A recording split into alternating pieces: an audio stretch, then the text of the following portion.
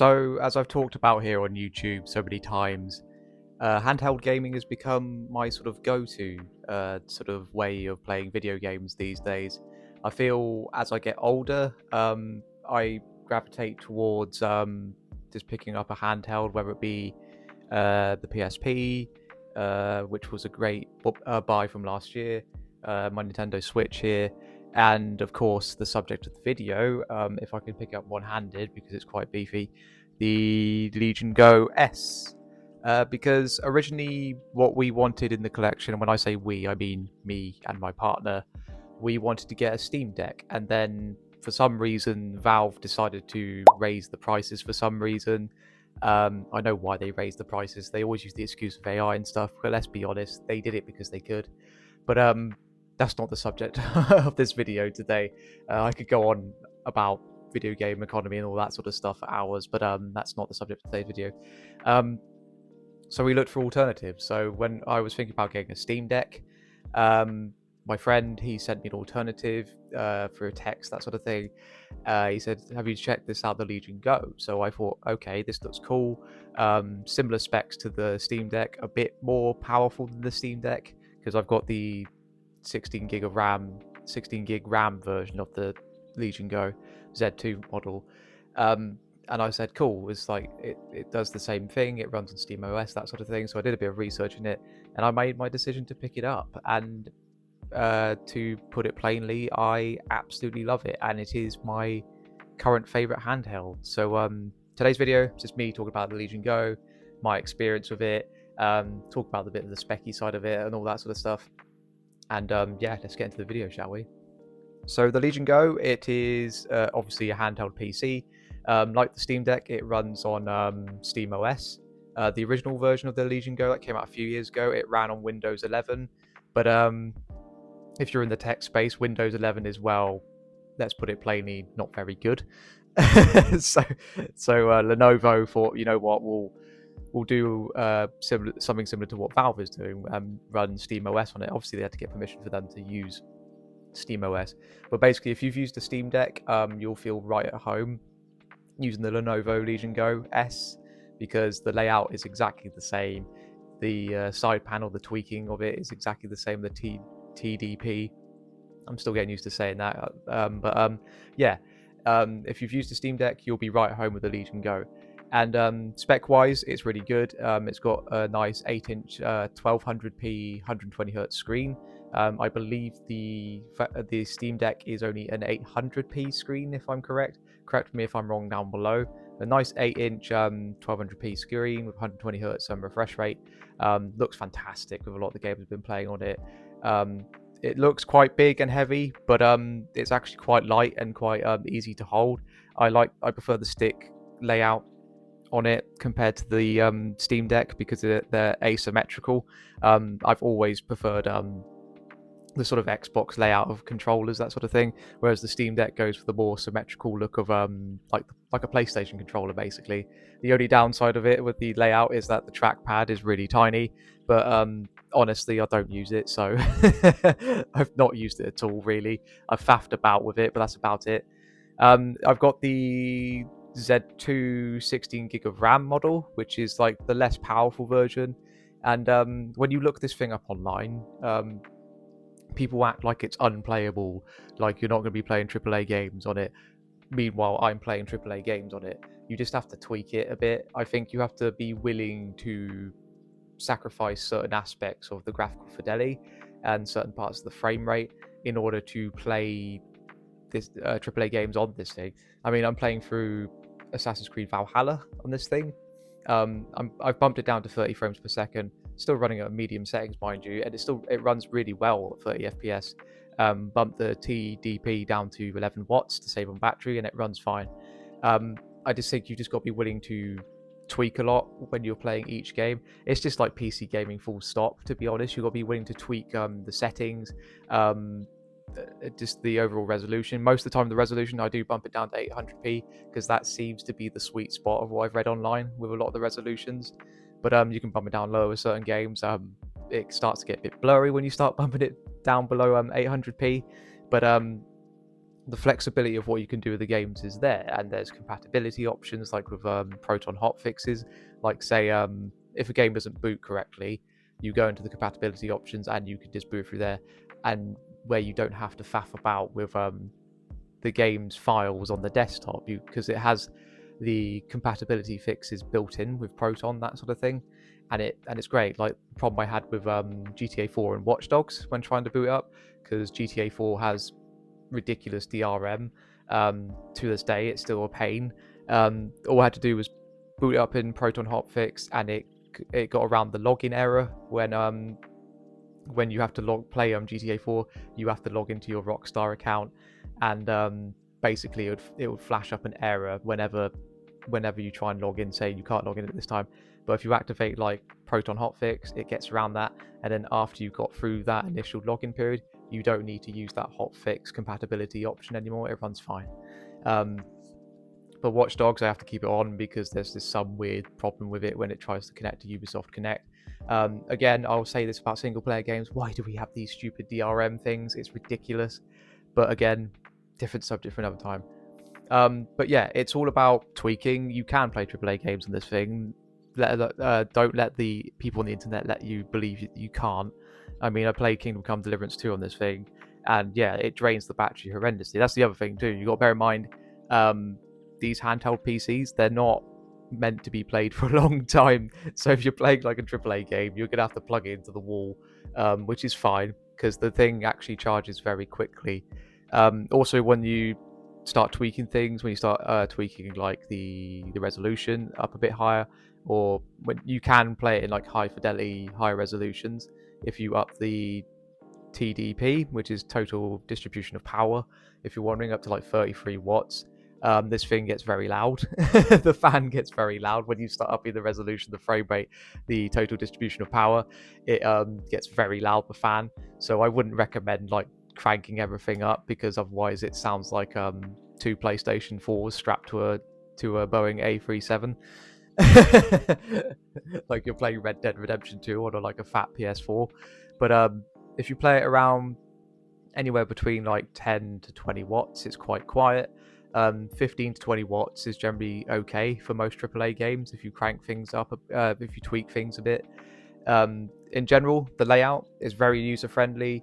You've got your main library when you boot it up of the stuff that's in your library, stuff that's not installed, stuff that's installed, it'll all be there on the screen. You've got like the side panel when you click in the top button on the right here, I'll show you there, right there, which will give you the sort of overall sort of basic performance options where you can tweak like the TDP, as I said. You can put frame rate counter in the corner of your screen to show what your frame rate is, and if you need to tweak it, if you want to keep things stable and level, sorry. You can even have like basic frame rate counter, or it will give you, there are other overlays which will give you like frame timing, frame pacing, that sort of thing. Basically the whole Digital Foundry shebang on screen. It's great. You can do, they have basic sort of like presets, so you have low power mode, balanced, performance, or you can customize it where you customize the total distribution of power, as I said, the frame rate where you can lock it between like even like 10 frames per second. Why would you lock it to that? I don't know. All the way up to 120 frames per second. Of course, you can change your GPU clock speed as well, and that sort of thing. It's also flexible, but it's not overwhelmingly complicated if you've never done PC gaming before. Because I haven't played games on PC since mid to late 2000s, and this was just very easy for me to jump in. Bit of reading up online you have to do with certain things, but that's fine, especially when you're trying to get older games to run on it. But in general, it's very user friendly, it's very easy to use. I've had very little problems with it. As I said, the battery life, it varies depending on the game, what you're playing. If you're playing like big AAA games and you want them to run quite well, you're going to probably get about 2 hours battery. I think Resident Evil 4 Remake, which I've got on here, you want it to run at like 60 for 40 frames per second at 120 hertz refresh rate. You're going to be at about 2 hours 20 minutes, which isn't too bad actually. But if you tweak it a bit with certain games like AC Valhalla, you've got running at 11 watts, medium settings, still looks great, 30 FPS, runs fine. I get over 3 hours of battery out of that thing. Same with Mad Max. I which play Mad Max. Just a quick segue. 10 watts, medium settings, 40 FPS, but running at 120 hertz refresh rate, which gives you the sort of illusion of 60 frames per second. Runs great. I get well over 3 hours battery of that. Same with GTA 4. It's kind of nuts. But it's all about what you want. Do you want performance and high fidelity graphics? Then you're not going to get much battery life. Do you want pretty, like, still good graphics, but lower end performance, so stable performance, like 30, 40 FPS? Then you're going to get better battery life, that sort of thing. It's all about what you want as a player. But with the more demanding AAA games, I would recommend keeping a plug nearby because your battery's going to drain like crazy. But I got some games on it. A couple I got sent from a couple of publishers. I got sent Yakuza Kiwami 3 and Kingdom Come Deliverance 2 on Steam. Kiwami 3 looks good, runs quite well. The Dragon engine is quite known for being quite a hog on GPU with the frame rate. It took me a while to get stable frame rate with that game because I remember with what was it, the Yakuza 6 when they released it on Xbox One, that had problems with the frame rate because the Dragon engine's quite a heavy engine. Kingdom Come Deliverance 2, quite a flexible game to run, surprisingly flexible considering how demanding the original was on PC and console. Got it running quite well at 30 frames per second. That sort of game, I don't mind playing them at 30 frames per second, like slower pace exploration games like AC Valhalla is fantastic. I don't mind playing that 30 FPS because it's slow paced exploration. There's combat where you have to parry and stuff, but it's quite slow paced, the combat in both of those games, that I honestly don't care if it's at 30 frames per second because there's a lot of people that's quite snobbish about games these days, and I get it, but frame rate doesn't bother me. Obviously 60 frames plus is objectively better, but as long as it's running at either a stable 30 or 60, I don't mind either way. Like first person shooters, obviously I will tweak it so it runs at 60, like and third person shooters. Max Payne 3 I got on here as well. I got that running at 60 frames per second on high settings at 11 watts, which is bloody amazing. So I got like decent playtime on that. I finished that, by the way, on Steam. Still a cracking game. Absolutely loved it. But yeah, the flexibility is great. Any cons, really, as I said before, the battery life and the sound of the fan when you start cranking things up is the only downside of the Legion Go. But overall, it is a really good machine, quite a cheap alternative. I paid £420 secondhand. I bought the A grade version because from CEX because I wanted the best version. But you can get a B grade version, which is about 380. Because I think Steam Deck, the 256 gig model is now 460, or that might be the 512 gig version. Correct me if I'm wrong down below. It's a great alternative if you were thinking of getting a Steam Deck.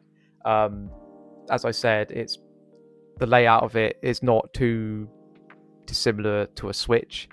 It's quite comfy. It looks quite beefy, but I'm picking up with one hand and it's not actually that heavy at all. Once it's in both your hands, it's very comfortable, it's very well balanced. And if you're looking to get into PC gaming, I'd say this is a good stepping stone. And of course, it being Steam, it's very cheap.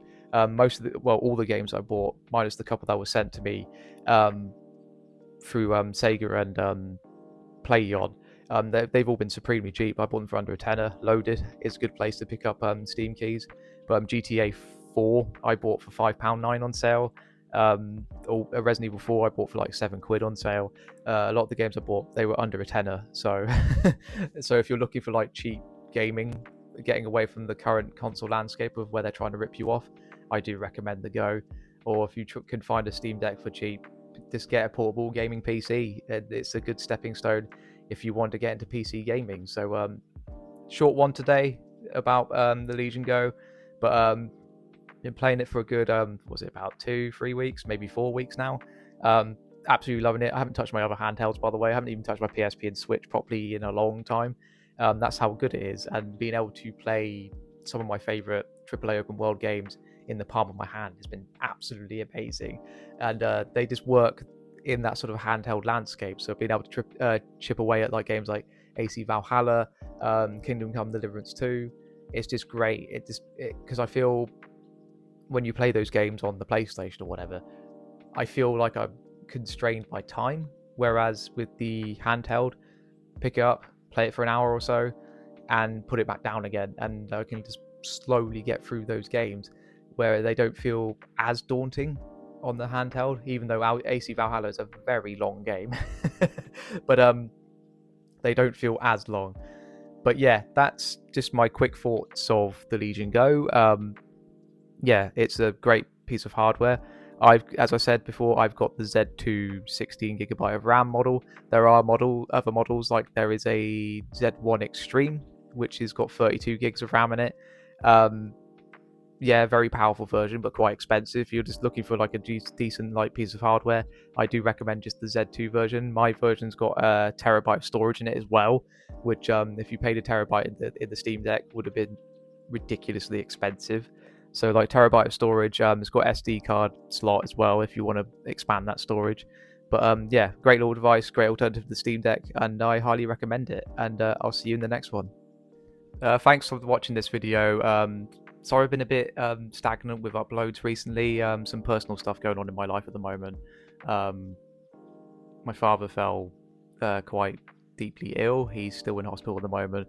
I won't go too much into detail on that, but it's been tough at the moment. Emotions been up and down, and been a lack of motivation just to do anything creative, if I'm being honest. Had great support, great comments on my last video about physical media. When I did the video about the response to Sony dropping physical media, great responses, great comments, great discussion in the comments. Absolutely loved it. It's still going now, but yeah, emotion's been up and down. Creativity's been through the floor a bit. Supportive community as always. Great partner. She's been very supportive, looking after me, and I've had some good games to kind of keep me going at the moment, like AC Black Flag Resynced, Doom the Dark Ages, which was sent to me to cover on my other social media channels. I probably might do a full video of AC Black Flag on the channel here, so stay tuned to that. A video I want to do about as well is Red Dead Redemption 1. I started playing that. I got quite a bit of footage as well. So yeah, thanks for sticking by me. Sorry for being inconsistent with my main video uploads. Been uploading gameplay shorts, that sort of thing. But yeah, thanks for the support. And I hope you're all well, and I'll see you later. Bye.